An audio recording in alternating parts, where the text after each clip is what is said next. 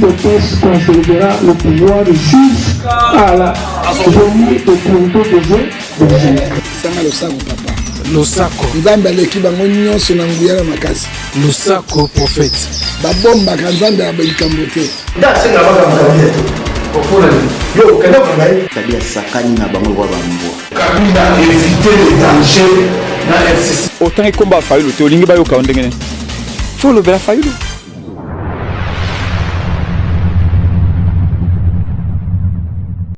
Merci.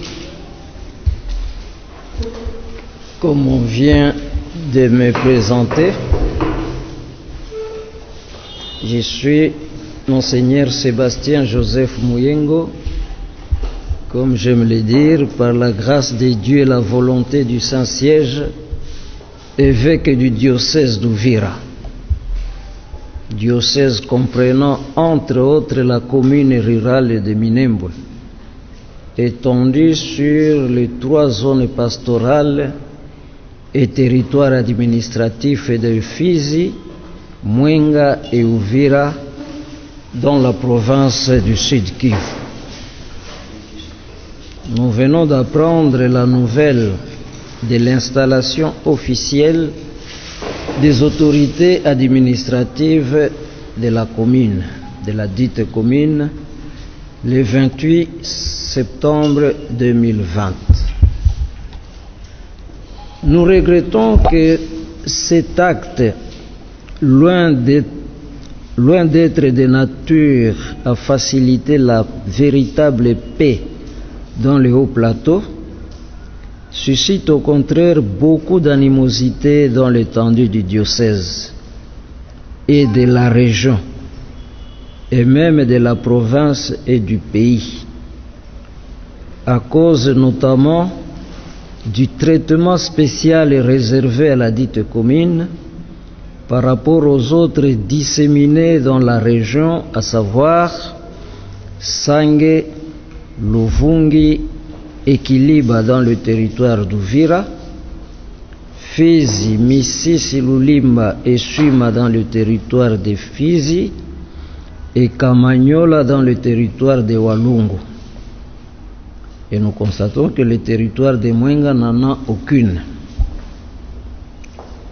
Alors que la plupart des communes rurales sont érigées au sein d'un territoire, la nouvelle commune de Minembwe s'étend sur les 3 territoires administratifs et zones pastorales, en intégrant une bonne partie de la réserve naturelle du Tombwe, à cheval sur Fizi et Mwenga, et une bonne partie de la chefferie de Bavira vers Bijombo, Kagogo, Kishembwe, etc.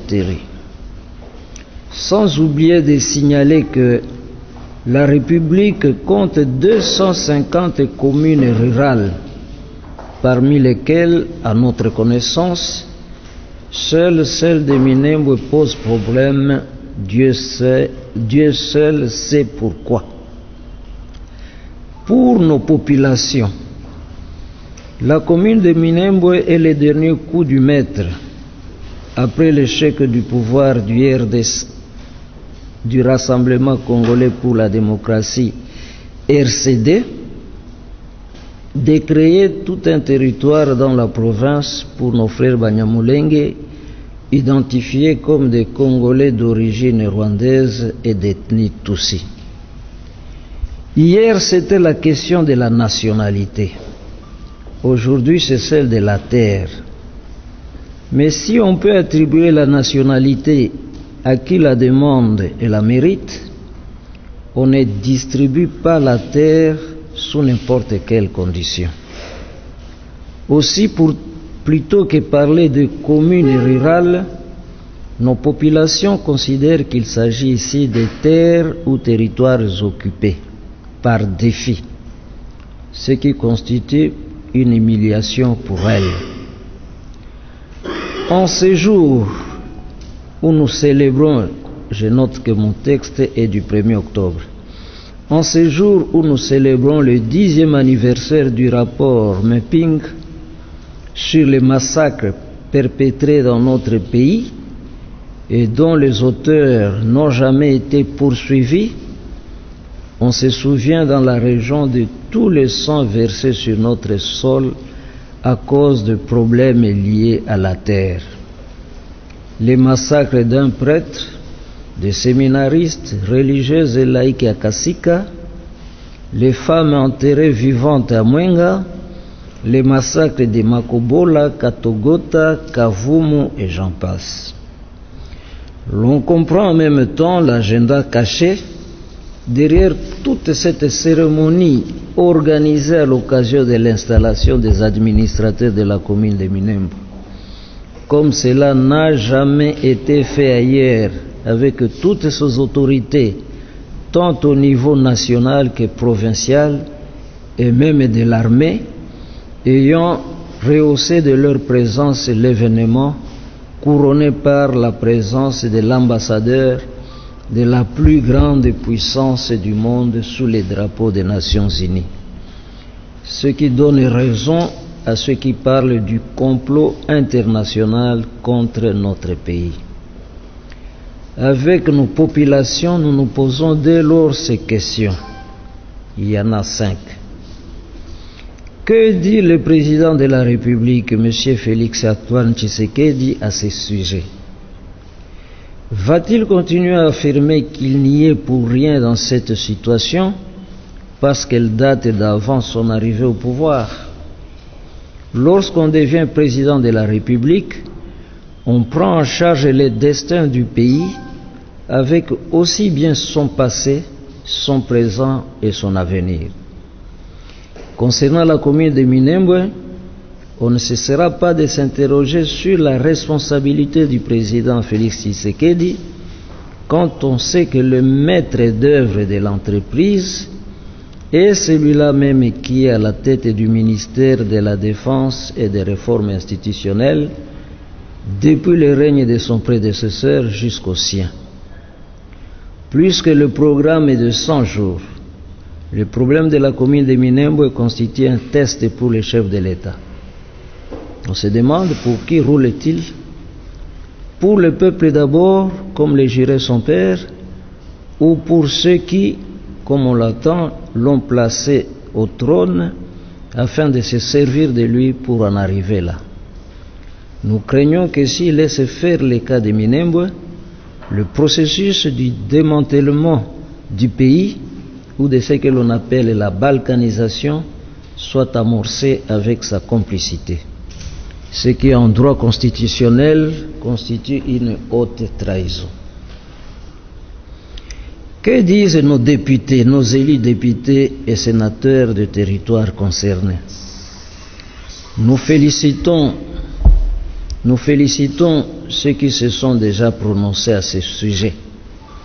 Mais on peut se poser la question de savoir où étaient-ils lorsque les décisions étaient prises au Parlement, si jamais elles y étaient prises.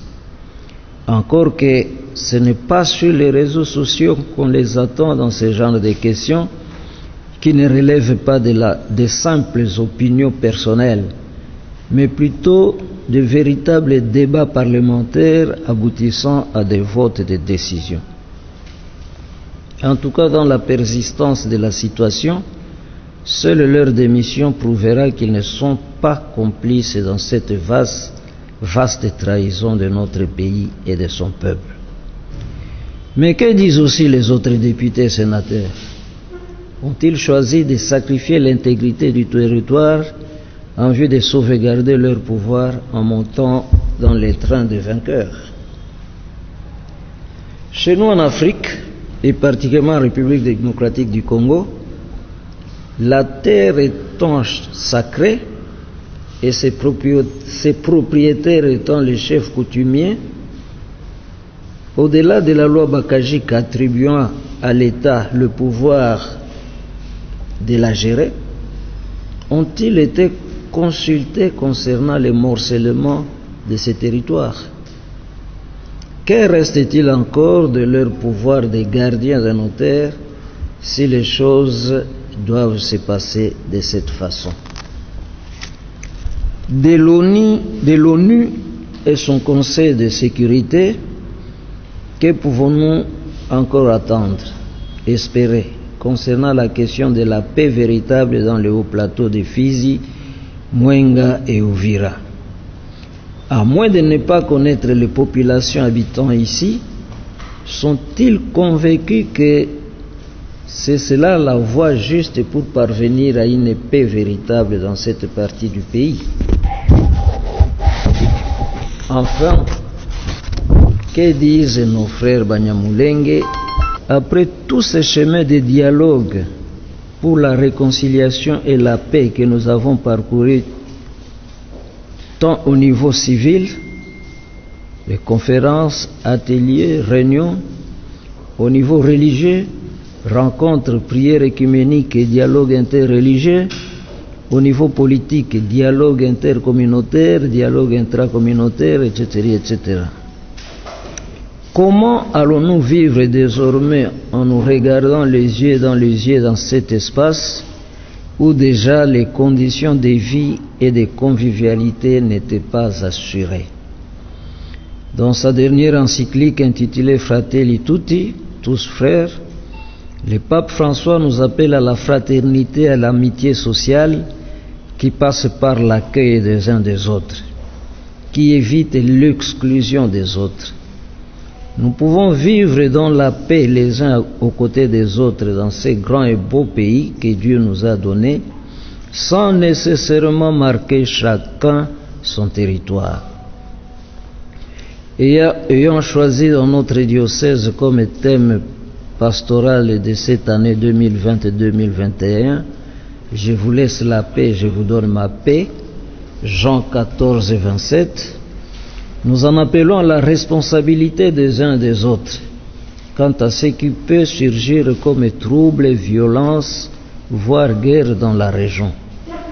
Pour nos populations de base particulièrement, nous les appelons au calme et à renoncer à toute voie de violence pour privilégier davantage celle du dialogue qui reste un processus toujours lent et difficile, mais dont les fruits sont la paix, le pardon et la réconciliation.